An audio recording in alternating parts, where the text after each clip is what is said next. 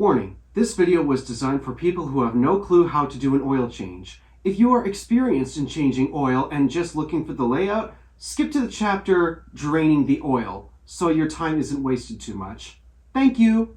It's that time again. The oil light just came on, indicating it's time to change the oil in your Buick LaCrosse. However, as costs keep going up in an ever-inflating market, it's becoming an even tougher pill to swallow up to $80. At least that's how much my dealership wants to do the work for me. You could go to a third-party shop to do it, but oftentimes those places can be rather sketchy. Every now and then trying to take on extra services like coolant and brake flushes when your car definitely does not need those. Because you don't want to deal with the sketchy people, you choose to be the real handyman you are and perform the oil change yourself. I mean, when you think about it, it isn't really that hard. It's just a little messy. But there's a slight problem.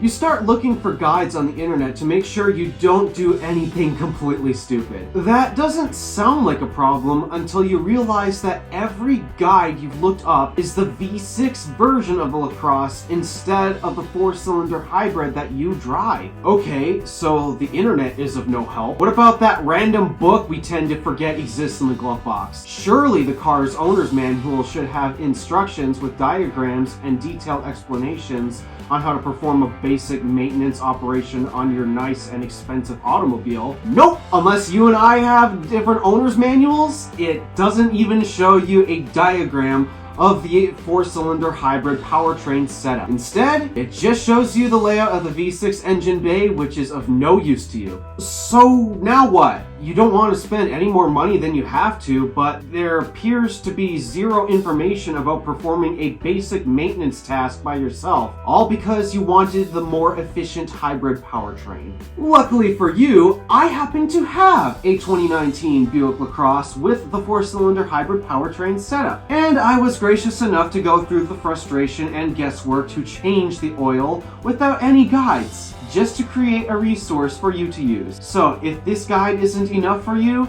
then I wish you the best of luck in attempting to find another guide out there, as I have had zero success. So without further ado, let's pray Murphy's Law doesn't kick in and do an oil change.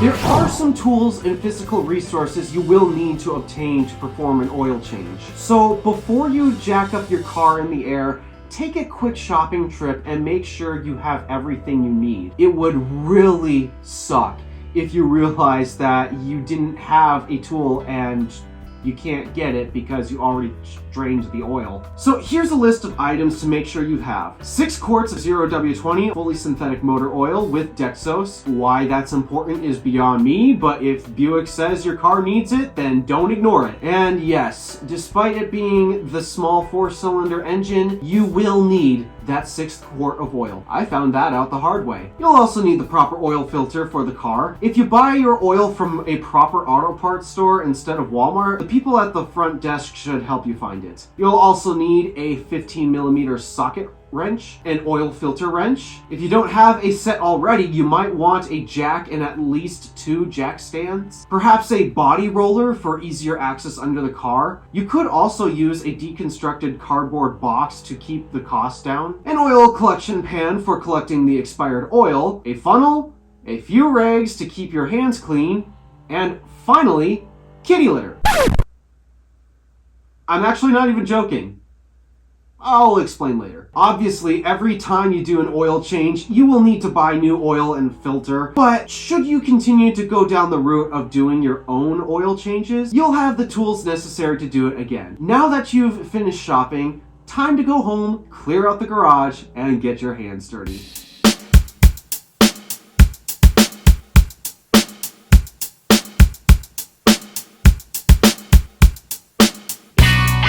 Before we get to jacking up the car, we need a proper space to work with. I strongly recommend doing this in your garage if you have one. The reason is so that way you have a flat, unbroken, and hard surface to work around. If your garage is a little tight, pull the car in about halfway through the door so you can still have plenty of room to stand and slide around. And if you don't have a garage, at least do it on a hard surface. Soft ground is not good for holding up the car and is really hard to clean up if you have any spills. And it's very likely you may have spills. All right, pull the car into the garage.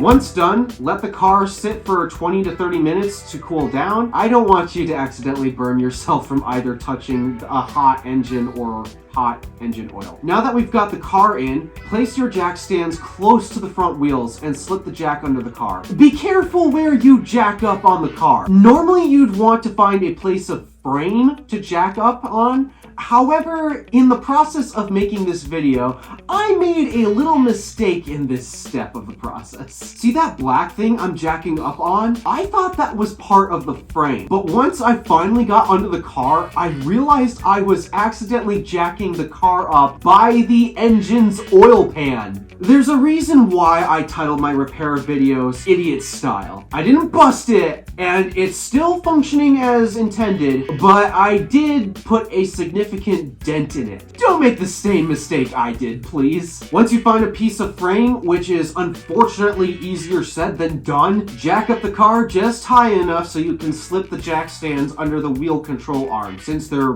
isn't really much exposed frame to set the car on. Gently set the car down on the jack stands, roll the jack away, and now it's time to get under the car.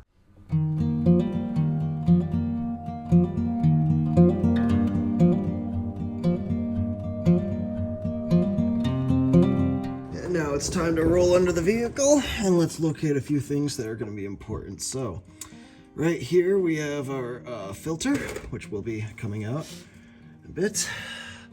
Here's the engine oil pan, and that right there is the drain valve.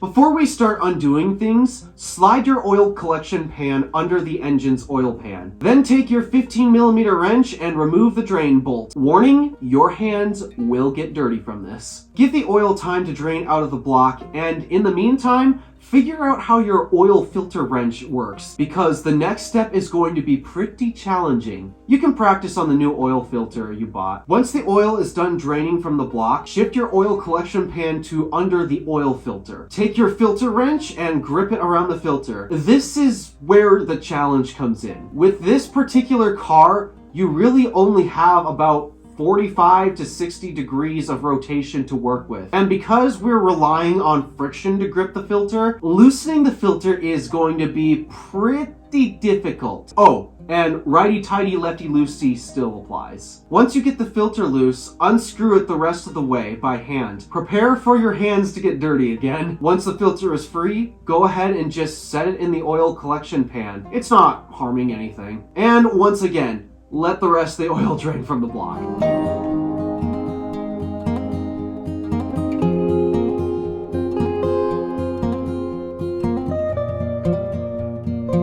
At this point, the old oil has been drained from the engine block. Now it's time to plug everything back up and refill the block. If you haven't unboxed your new oil filter at this point, now is a good time to do so. Make sure you remove any extra packaging the filter may be wrapped in. Now, this is going to sound a bit weird, but our next step is to just dip the gasket in the old oil, so you can remove it the next time you do an oil change. You could try to dip it in the new oil if you want to, but the old oil won't hurt much. It'll be so insignificant compared to the new oil you're about to pour in anyways. With the gasket oiled, screw the new filter back on and get it as hand tight as possible. Next, take your filter wrench and tighten the filter no more than 1/3 of a turn. Otherwise, good luck getting it off the next time. Finally, remember to screw the 15mm bolt plug back in and tighten it. We do not want to lose the new oil we're about to pour in. Once the filter and plug are installed, Take a rag and clean up any excess oil that might be left around. You may now roll out from underneath the car,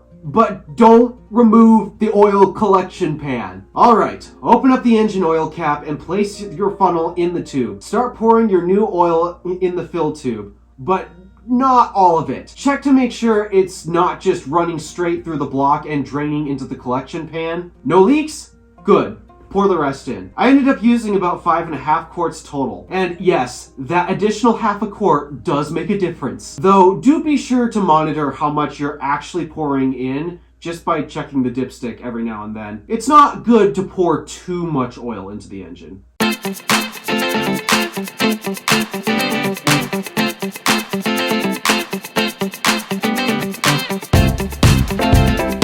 At this point, we basically changed the oil. Yay! Except now we have to clean up. First, remove the collection pan from underneath the car. A quick tip, you can pour the old used oil from the pan into the container you bought the new oil in. Next, we have to get the car off the jack stands. Again, make sure you jack up on the frame of the car, as difficult as it is with the Buick LaCrosse. Oh, and be gentle with lowering the car back down on the ground. Once on the ground, push the button to start the engine and pray that it doesn't blow up. I'm kidding, of course. Use the D-pad on the right side of the steering wheel to scroll down to the oil life screen. Press and hold the check button in the center of the D-pad until the screen resets to show 100% oil life remaining. Now the car will stop screaming at you to perform an oil change. Move your car out of the garage so you can reveal any spots where you might have accidentally spilled oil. Everyone misses the pan every once in a while. So, how do we clean up those oil spills? Remember the kitty litter that I mentioned? Turns out, kitty litter does a great job at absorbing stains. Just pour some kitty litter over a mess and let it do its thing. See? I told you I wasn't joking about getting a bag of kitty litter. So that's how you change the oil in a 2019 Buick LaCrosse with the hybrid powertrain. Was it really that hard? Even an idiot who wears socks and sandals like myself can do it. And yes, I actually performed the oil change with socks and sandals. I never claimed to be a fashion expert.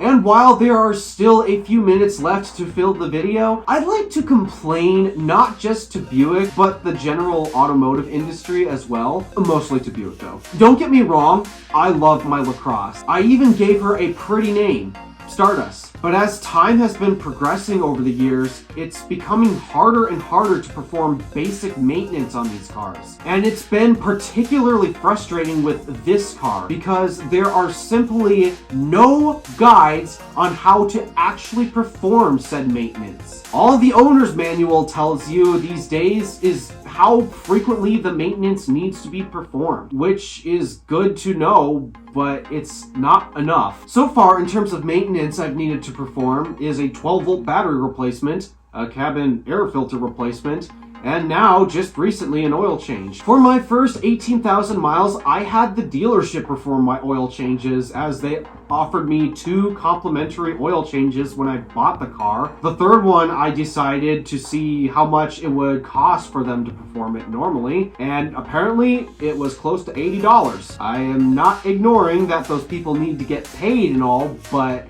quite frankly, I just didn't want to spend the money, which is why this time I did it myself. But with these newer cars, it's actually becoming increasingly difficult to do it yourself with all these extra covers you need to remove, with the lack of instructions within the owner's manual, and especially with this car, the number of places that are relatively safe to jack up on the car are so limited, it's as if you are expected to take the car back to the dealer so they can put it on one of their proper expensive lifts. When I replaced the 12-volt battery, which is located in the trunk by the way, it wasn't as simple as remove a cover and or bracket holding the battery in place. I had to pull out the trunk's plastic scuff plate and the trunk liner just to reveal the battery, only to find some festering moron deciding it was an awesome idea to attach a whole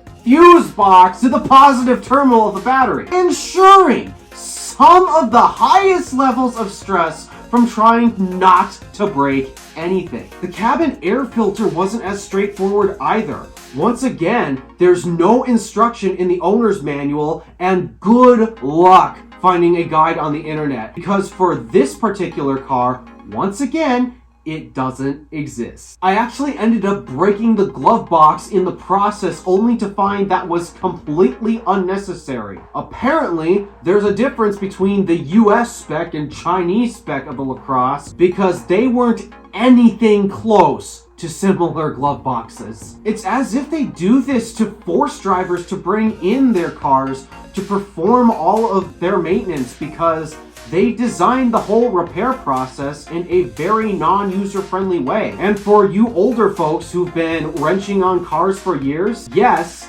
knowing how to change the oil should be plenty easy, but everything's easy if you know what you're doing. And as the younger generation gets older and stupider, they still need to start somewhere, and it seems said resources for servicing a car have been disappearing. Thanks for watching, and do us a favor and interact with the buttons below. This is the Random Alpha Drive, signing out.